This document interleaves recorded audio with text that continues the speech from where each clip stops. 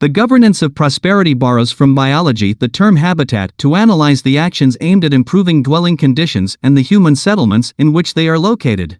This leads us to study two issues: housing and urbanization. Regarding housing, UN Habitat, the United Nations agency specializing in the subject, estimates that they occupy 70% of the land, and Carlos Edillo, a leading Mexican urban planner, says that good housing makes good cities. The study of housing governance begins by defining those who don't have one or are homeless.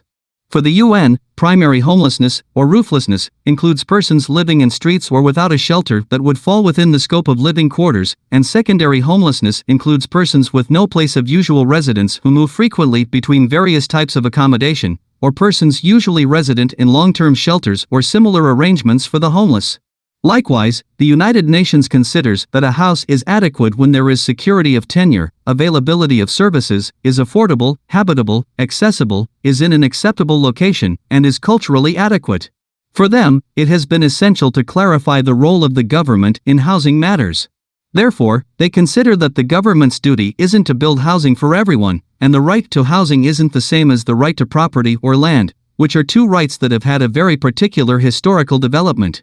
As a result, they consider that the government has three roles: respect, protect, and perform. This means to refrain from interfering in the enjoyment of the right to housing, prevent third parties from doing so, and take measures that help this right's fulfillment. To grasp the size of the housing governance challenge, bear in mind that there can be approximately 254 households per 1,000 inhabitants in the world, which implies a need for 2 billion dwellings.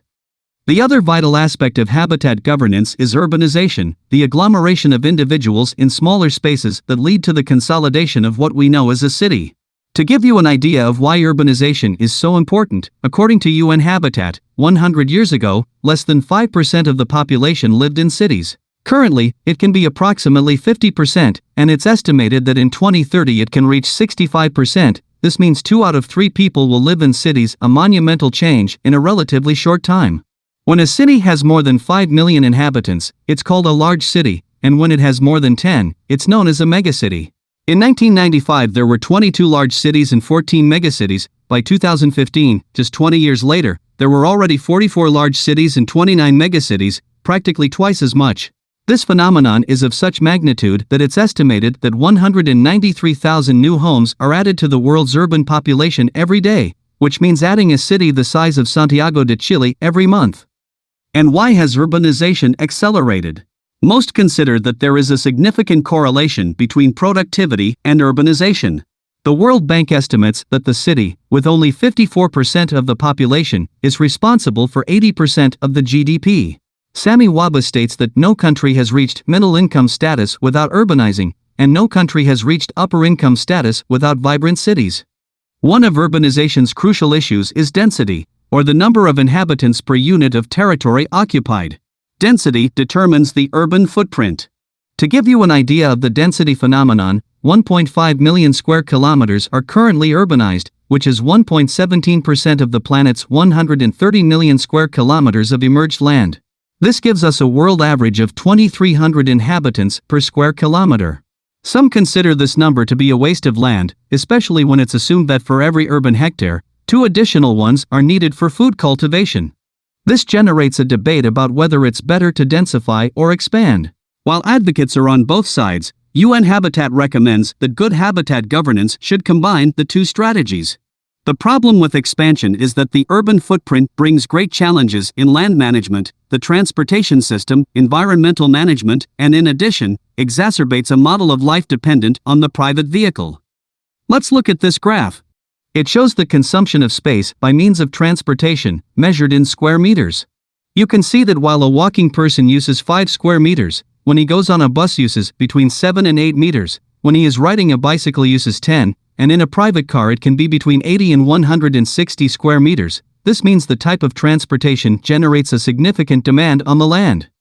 The public space and infrastructure of a city determine how it looks and feels and, therefore, the quality of life it offers. Russo and Sorella talk about the need for urban green and blue space to refer to natural forests or built parks and bodies of water. Regarding green space, they consider it should be at least 9 square meters per inhabitant, but ideally 50. Moreover, the World Health Organization proposes an accessibility index, according to which each inhabitant has green urban space at a maximum of 300 meters away, which is equivalent to 5 minutes walking. But density, on the other hand, has the anomaly of generating slums, especially in cities with high poverty incidence. It is estimated that 1 in 7 people lives in slums and will reach 2 billion by 2030. If this topic of slums catches your eye, the governance book deals with it more deeply. UN Habitat Estimates, for cities that request it, the City Prosperity Index. It's an indicator that assesses different aspects of a city's quality. These are productivity, infrastructure, quality of life, equity and social inclusion, environmental sustainability, and urban governance. The index ranges from 0 to 100. Let's see how the participating cities of our selection of countries fare. The one with the best score is Oslo in Norway. In general, we see the cities of the countries that we perceive as more prosperous having higher ratings than those we perceive as less developed, such as Lagos in Nigeria, which has the lowest score.